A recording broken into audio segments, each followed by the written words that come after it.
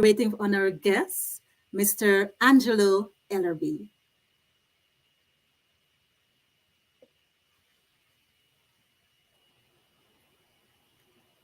Good evening, Mr. Ellerby. What a pleasure it is. How are you? I am great. Thank you for asking. Welcome to In the House Media House Call. Today, we will sit with a personality who can be considered an inspiration to all of us. Angelo Ellerby, the founder and CEO of Double Exposure, a full service public relations, marketing, and artist development firm. Angelo is widely described as an icon, giant, czar, and public relations mogul. Angelo has worked with many legendary people, including James M. Toomey, Melba Moore, Michael Jackson, Mary J. Blige, and Dionne Warwick, to name a few.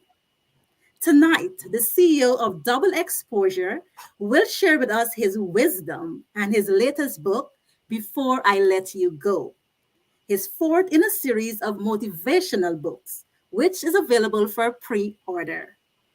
I invite you to get comfortable as Angelo inspires us with his experience and insight. Welcome again, Mr. Angelo. It's an honor to talk to you this evening. Bravo to you. What an introduction. Thank you very much. I got to carry you around with me. Thank you very much. It's a Yes, pleasure. I'm going to get right into the question. And Sure. I think my first question, I know it might take all night for you to answer this, but I'm going to risk it. Okay. Tell us about your journey reaching to Before I Let You Go. Tell you about my journey before this particular book. Yes. My journey has been a blessed journey. I am a starch believer in what God wants me to do and do unto others, I shall do. And I think that I've accomplished that and I'm continuing to accomplish that. I was born and raised in a city, that's the city of Newark, New Jersey, to an incredible lady. My mother, a single parent, eighth grade education. She was a waitress. But for me, my mother was a professor.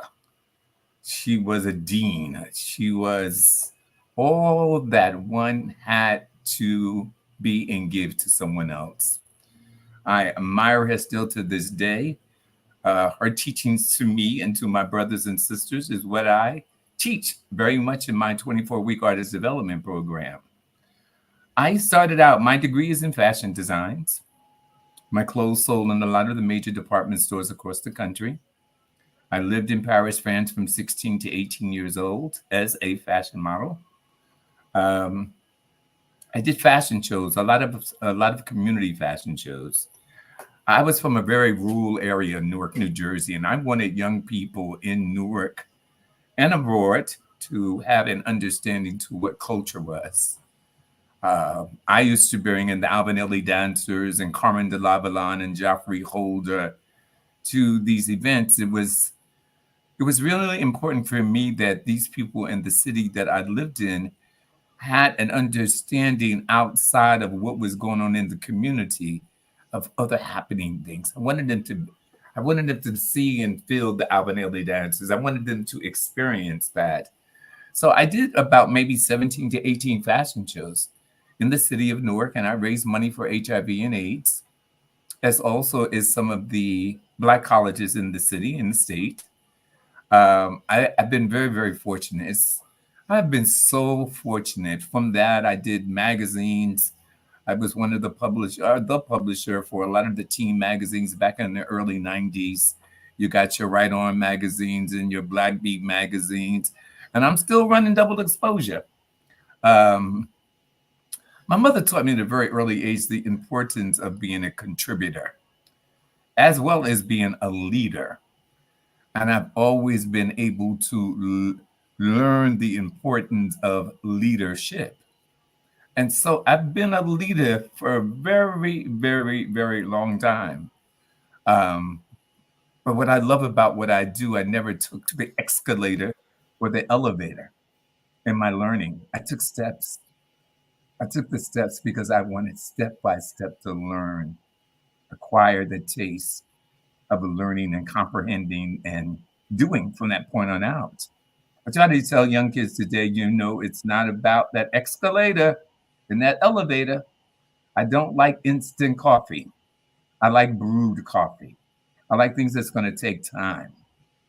My 24-week artist development program, when Mary J. Blige enrolled in it, um, it's now benefiting her because it's now brewed. She's now this intellectual beauty. This, this. I sat back and I said to my assistant yesterday. I said, from hip hop to R&B to winning, being nominated for an Oscar.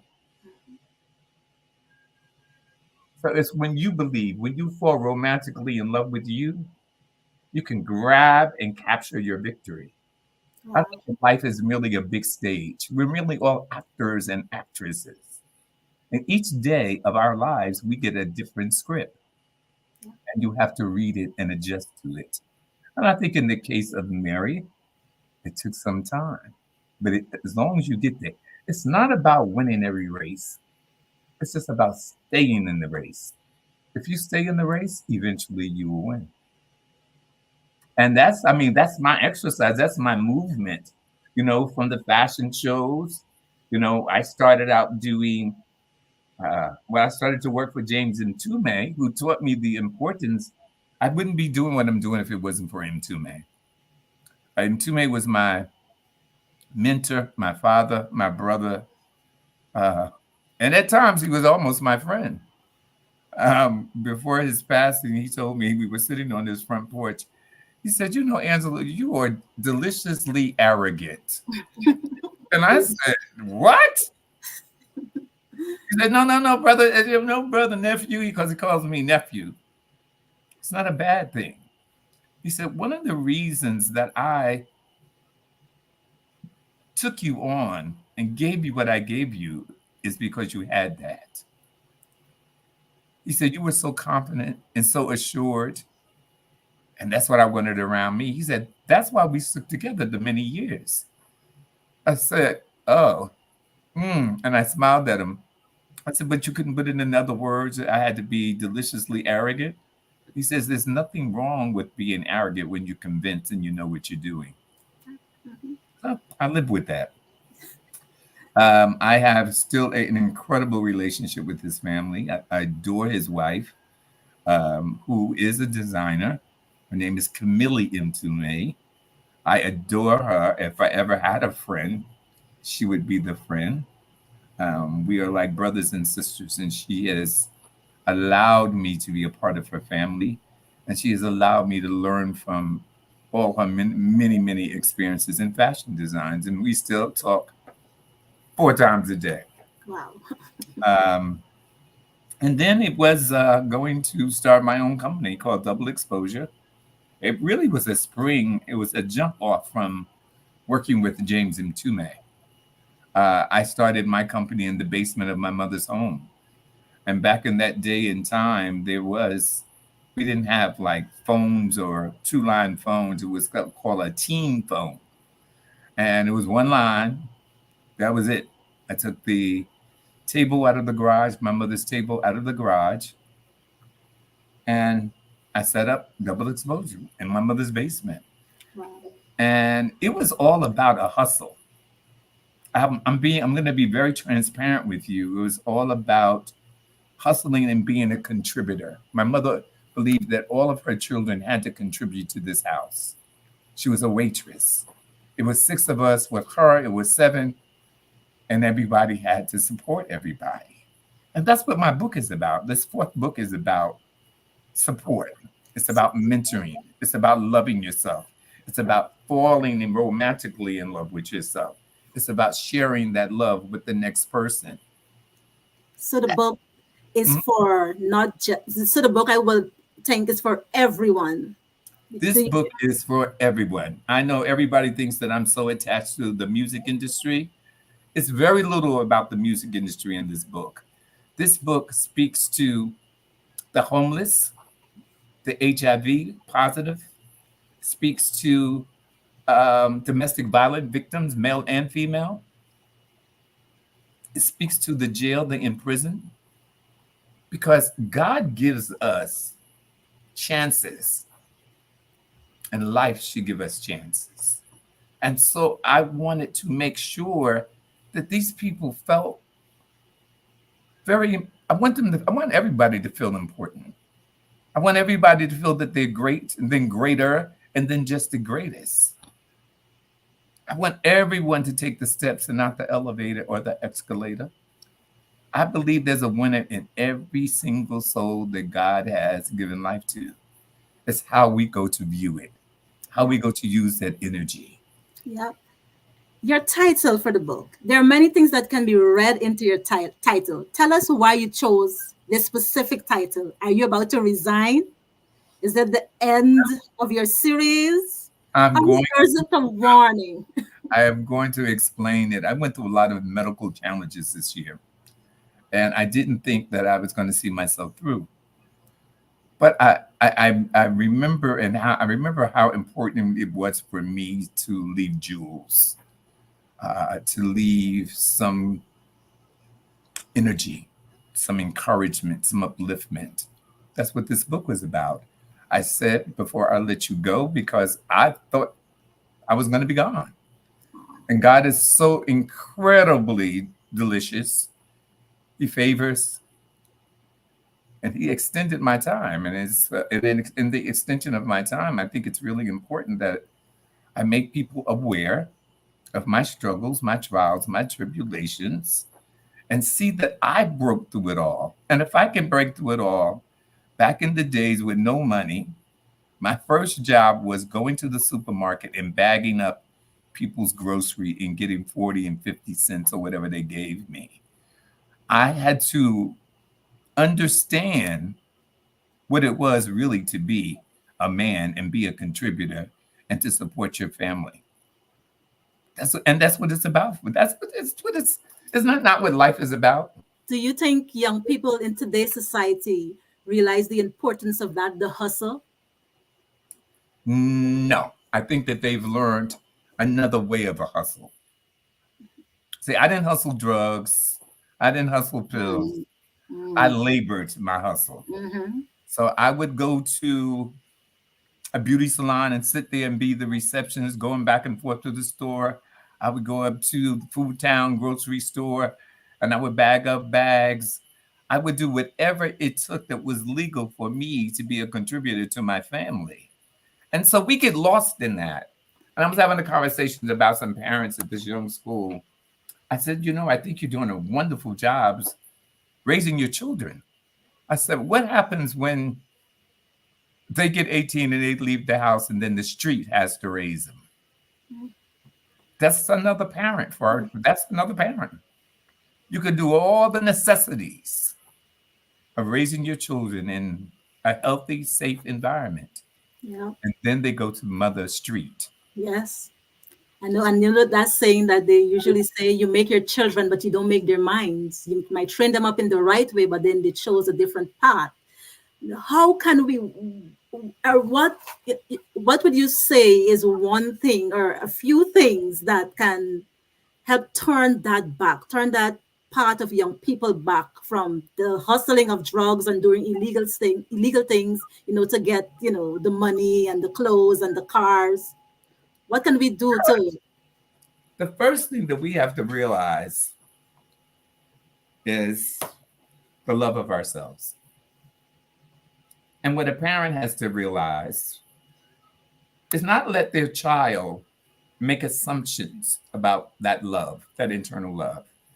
Not because I'm your parent do I put a roof over your head. Not because I'm parent do I put clothes on your back. The simple thing that we have to start to do from infancy, straight up, is tell your child, I love you. I really love you. Do you think parents are telling their children that today? No. Do you think children? Okay. I really, really don't. I think they want you to assume because I'm taking care of you. That I love you. that I love. That's their way. That's not your way. You gotta tell people how you feel. And you gotta have conversation. And you're not their friend. You're their mother and their father. Mm-hmm. Talk to them and know them, advise them, open up to them, and let them open up to you, but you're not their friend. See, So, back in my day, it wasn't about standing in the corner, and that was your punishment. In my day, you got your ass beat. mhm. Well, you know, there are different things with rules about beating the kids today. Yeah, I know that. Look, my mother used to tell me the same thing. She would also say to me, if you don't like the way this is here, see that door? You can leave. Go. And Yeah. I was like, you really mean that? She said, uh, uh, uh, uh, uh, uh, uh, uh. You have to get a brown paper bag. You're not taking my suitcase. Go. But you know, some children today will leave. And that's what you Leave. they leave. Tell you something. When they leave, they learn the hardest lesson Okay. of life. Mm-hmm. I said, go and grow. Go and grow. Once you get out in that street and you see what it's really about, and you find that your friends are no longer your friends because they got mothers and fathers that they listen to, and you don't have a place to lay your head, and you start doing crazy things in order to support yourself. Not cool. Yes. How is this book different from your previous books? I think my heart, my mind, my body, and my soul, and all of my energy is in this book. I Wow. think this book is from the heart. I think it's really from the heart because I examine every particular community and I lay it out. And I tell people if you mess up, it's okay. God gives you chances, but you got to correct it. If you know your friends do drugs and you have a weak mind, that ain't your friend and you shouldn't be around them. You have to pull away from what you know is negative. You got to pull away because you want to get drugged. See, your friends come in disguises. They come into people come all these relationships. They all come in disguises. True. Supposed to be your friend, your cousin, your friend. It ain't your friend.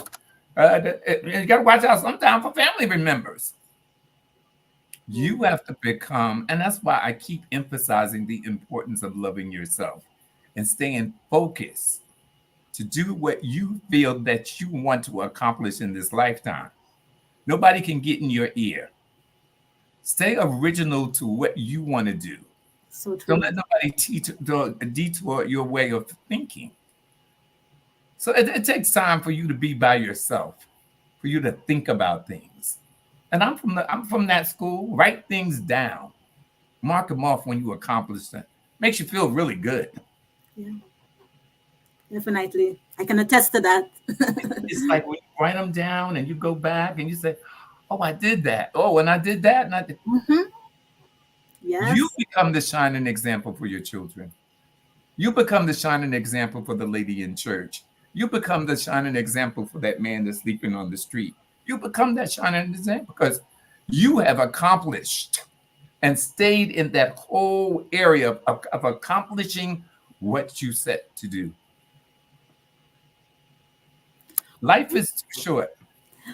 So what would you want readers to take away? Like, what is the most important thing you want readers to take away from before I let you go?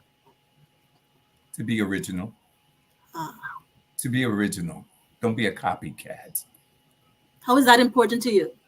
Oh, that's so important to me because I think as singers and dancers, we establish excuse me, we establish ourselves and we create a mechanism to for whatever the winning result is. So if I love be some Beyonce, you can't be Beyonce because we got a Beyonce, Hmm. right? If I love Iman the model, already got we got an Iman. Why do I need another Iman? Hmm. So whatever you think in your mind, be creative, be original. Don't copy. Because we all have originality. We all have that gift to be Some original. people, some people might say because of how the world is, things go around and come around. They might say it's not bad to take something from others. Yeah, But that's when you call plagiarizing. It yeah, ain't yours. So why don't you take what's yours and let somebody plagiarize you? If that's the game that you want to mhm, play. So it's like, oh yeah, you take a little bit of that, you take a little bit. Just it's organic to be original. yeah. How long did it take you to write the book? It took me about 3 months. Oh So wow. I have a writer. We work together on Mondays and Saturdays, and we explore everything that I want to have in the book. I just got this morning. Are you familiar with the actor Antonio Fargas? Used to play Huggy Bear. No. Not familiar, but uh, he did the foreword to my book as well as Dion Moore did the foreword to my Oh book. yes. And these are two individuals, and I don't use the word friend lightly.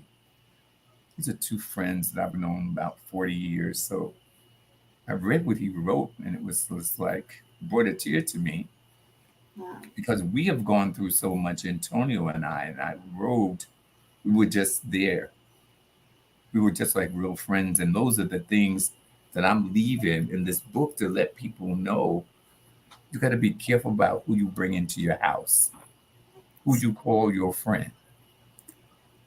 So true. And that made me remember on the young woman that died in Miami.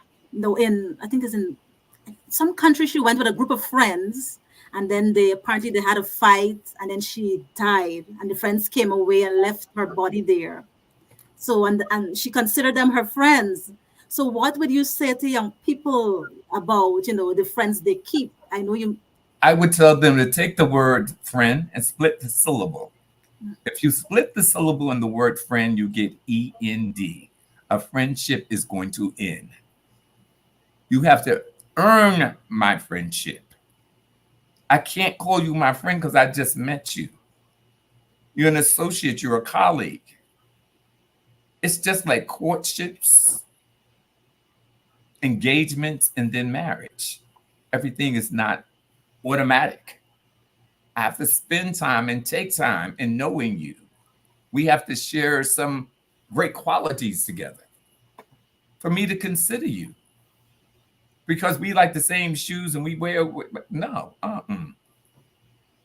that word friend is very important and it's a very powerful word. It is indeed. What are some of some pitfalls that you encountered in life and in writing these books that you would encourage others to avoid? Pitfalls. I have had many pitfalls. It's almost like Humpty Dumpty had a great fall. I always ask the question, if you fall, ask yourself, why did you fall? While you're asking yourself that question, ask yourself another question. How are you going to get up?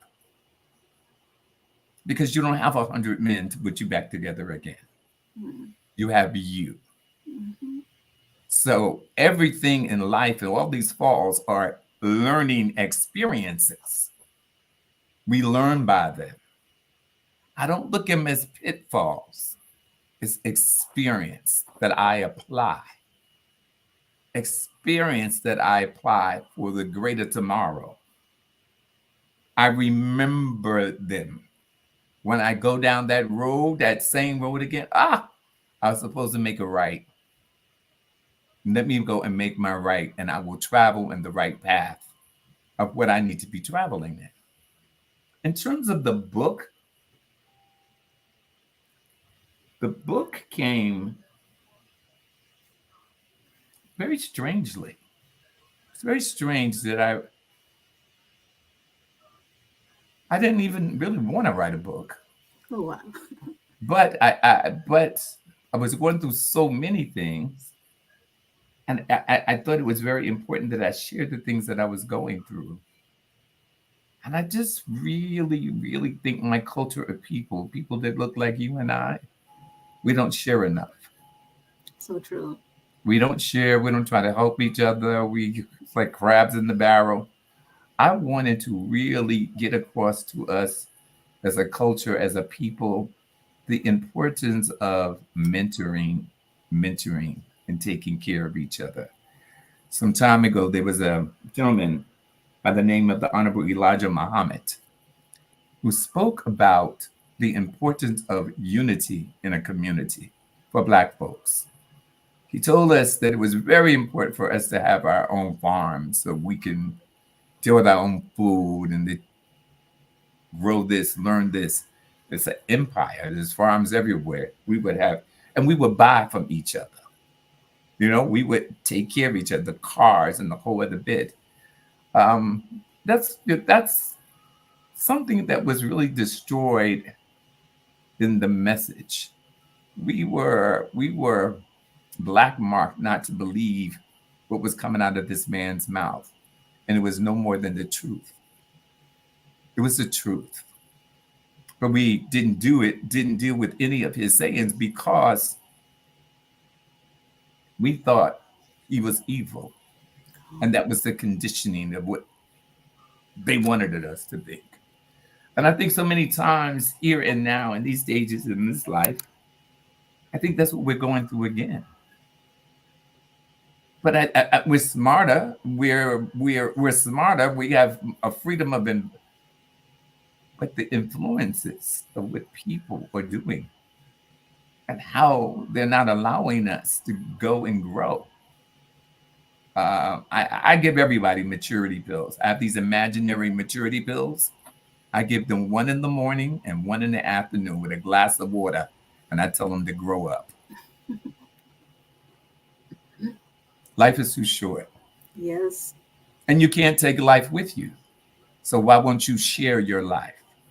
Before I let you go, let me share what I've learned, and maybe you can go and grow by it. Great. By Do my you, examples, do you think that our people are sharing enough, or they're holding on to it? What do you think? I think they are not sharing enough. And why do you think that is the case? I think that if that is the case, we would not be in the positions that we're in. I think that we become a very selfish community. I think once we get it for our family, we don't want to get it for the next person's family. Mhm.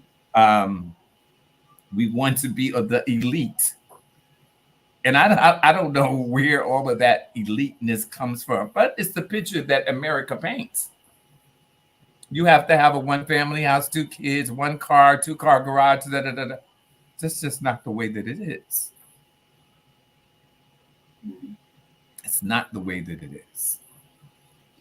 What were your benchmark for success in the industry? My benchmarks, I had none. None. You know what? I am so thankful to God that I have been able to sustain myself for 55 years doing what it is that I do. I have never ever had a job outside of what I do. Wow. Um, I was a senior vice president at Island Records. I was a national director for Chrysalis Records, all in what I did. And I ran my company while I was doing this.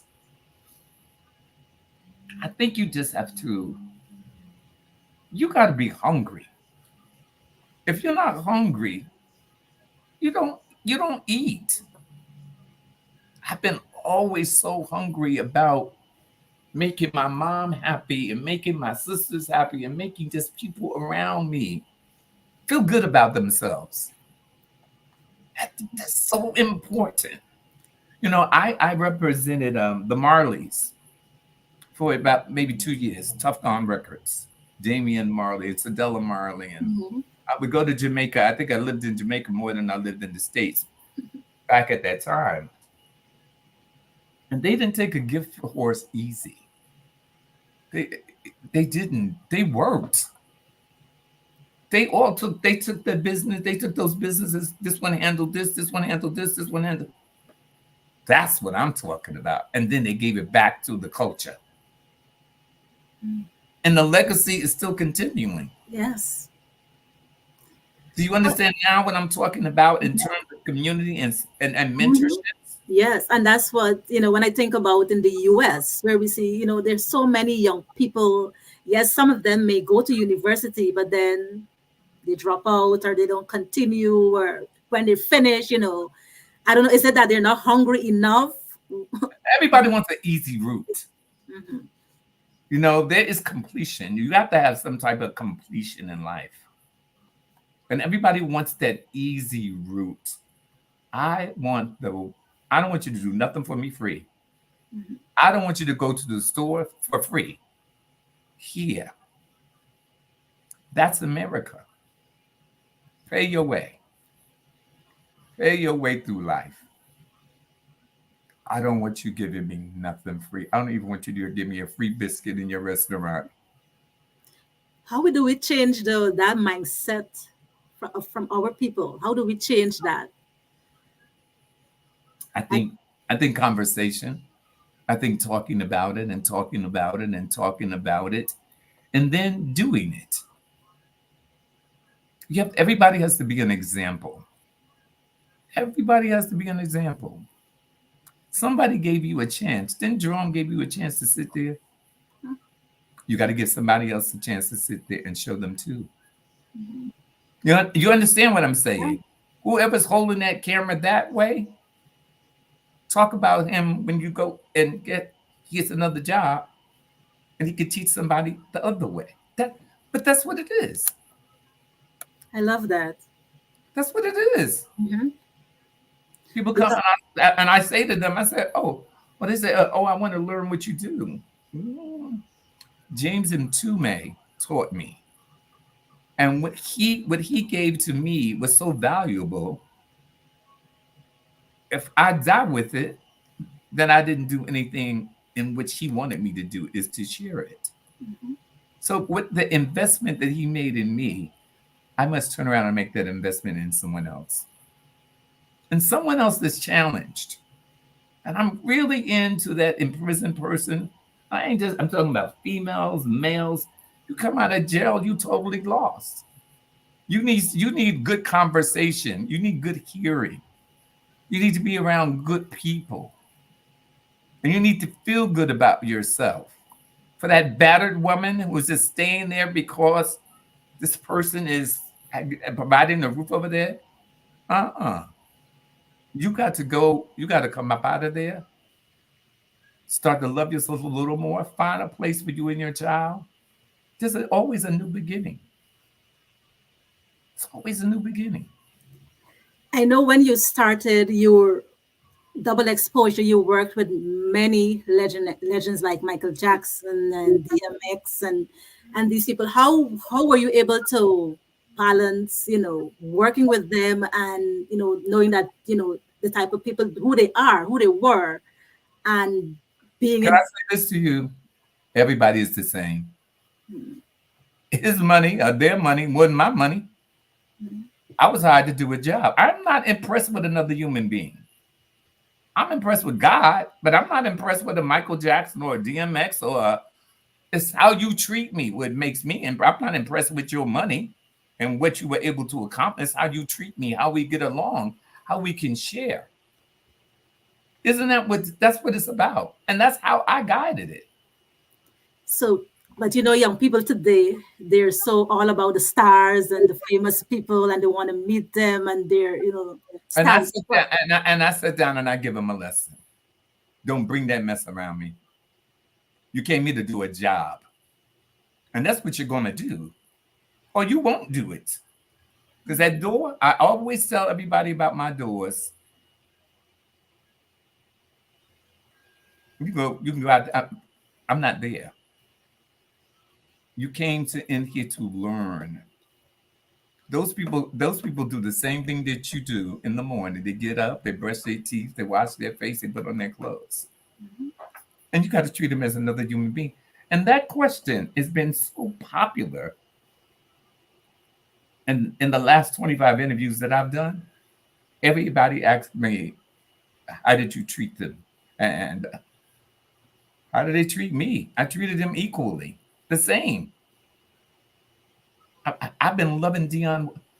You were never starstruck by any of them? No, honestly, no, not a one. Was there anyone you wanted to work with and never got to work with? Yeah, there's been many of people. I mean, no one that stands out in my mind. I always, I always have been a big admirer of Diana Ross, but I had a chance to work with her daughter. I did her daughter's wedding many Rhonda's wedding many moons ago, and I had the pleasure of meeting her. So, but I wasn't. I'm not impressed. I'm sorry. I'm just, but oh, guys, They are where's, people, yeah. where's my check? That's what's important to me. Yeah. I did my job, and where's my check? It's a business.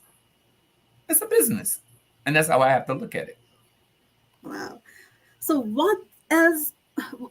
Before we get to what else can we expect from you, I wanted to know what did you do to move from, because you started off as a in fashion design, and Yes. then how did you what it took for you to move from one level to the next? I know you said James M. Tume was very inspirational, but what did that do for you in terms of, okay, this is what I'm finished with this part, now I'm moving on to the next levels? How did you? You know what it is? You know your timing.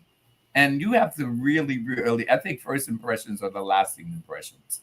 And what Mtume saw in me at a very, very young age was, as he said, deliciously arrogant. He saw strength, he saw no nonsense, and he wanted me, and he had saw all the stuff that I had already did in Newark. So he saw my willpower. And so it was very easy. Well, it was very, I want to say it was very easy when I left him to really get into double exposure. Um, I think you have to make up your mind and you have to set your goals. And I'm just not going to stay in a place where there's no growth. You got to remember, my mother molded me to be a contributor. And I can't sit back and work for 2 nickels when it takes a quarter for me to live on. So that was one phase of my career. This is another phase of my career. And I am now getting into film and television. I'm working with 3 or 4 lovely ladies that are working with other production companies. So I'm looking now to start my production company for film and for TV. Wow, congratulations on that. Thank you. I know you are, during my research, I saw you worked as a on Opera's first film, Native Son. I What was did. I yes? did. What was that experience? It was an experience because at that early stage in my career, I didn't know what publicity was. And Tume said, "Now you're going to be my publicist." And I said to him, "What is that?" And he said, he dug in his pocket. He gave me $100, and he said, "Go to the store and get me what $100 would buy in newspapers. And then I want you to go upstairs and sit there and pull out every entertainment piece in those newspapers. Then I want you to write down the names. Then I want you to find the phone numbers. And I want you to be really clear about what this film is about. It's Oprah Winfrey's is her first film. Diane Silver is the executive producer. Richard Wright is the." So I went downstairs, and I started doing cold calls. And the first person I called was this girl from the New York Times. And she was so mean and nasty. And she coughed from the beginning of the conversation to the end of the conversation. I think I got her address out of her. And when I hung up with her, I went to the drugstore and I got 40 packs of cough drops. I went to the drugstore and got this box with a bow on it. Then I drove to the Federal Express office and I overnighted it to her. She got it the next day and she called me and she said, "Young man, you didn't have to do this. You didn't have to do this." I said, "I felt that you needed some cough drops." She said, "What can I do for you?" And I said, "Oh, let me tell you about James and Two. 2 days later, a full page story in the New York Times. So it's about relationships and how you develop your relationships, how you can go back on your relationships. And that's how I began doing publicity, not knowing. And Wow. he taught me what I needed to do to engineer that. Would you say, would you consider it being difficult, a difficult job, task to do, managing these people? And how did you cope with the challenges? Um, Anything is difficult when you don't know about it. When you take your time to know about what it takes to do the job, it gets a little lighter. For me, I was so very, very young. There was no one that can insult me. I was just so young; it would go in one ear and back out the other. Um, I think that you really have to take the time to understand your client, the needs of your client, and assess and come up with a plan of how you're going to attack their needs, what they want. So if they're doing a movie, what do I do? I want to go after all of the entertainment press. I want to get as much television as I possibly can get from them. I see, because of my background being fashion, I used to dress my clients when they would go out to a party, or I would go shopping because I wanted to always do the completeness. I wanted to complete them because I did what I did. Okay, I got you this piece, but I don't want you to lose it because you look bad. Taught them about just pulling things together and making things be what they needed to be, clothes wise. And we always sit back and have conversations about the who, the what's, the whens, the wheres, and the whys of what you should not say. I would sit back with my clients and tell them what knife to use, what fork to use, what glass to use. That's well roundedness. That's what's really important. That gives you, that makes you could fit anywhere you need to fit. So I just always, and I think that's one of the things, excuse me, one of the things that stands out for that people recognize about me, that it's not just a publicity game, it's an artist development game, it's a stylist game, it's all of those things that spells out longevity for you. Yeah. Wow. How do you balance work and life?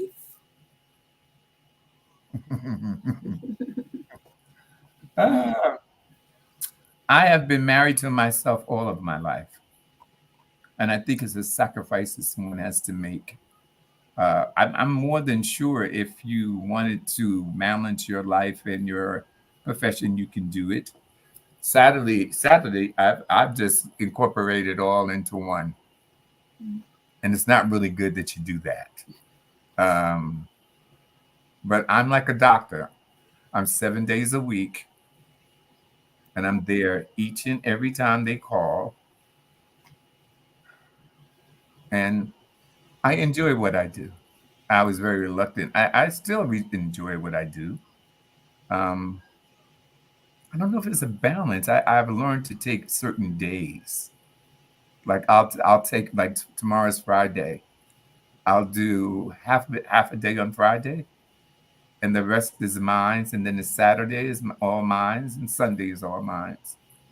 Unless there's a project or something that I have to deal with, I've learned to take those 3 days. Everybody says to me that I need to take a vacation, but I'm always after the needs of my clients and thinking that they're going to need me and I need to be around. Do you have a goal that you plan on reaching in life? And I think I've reached the goal.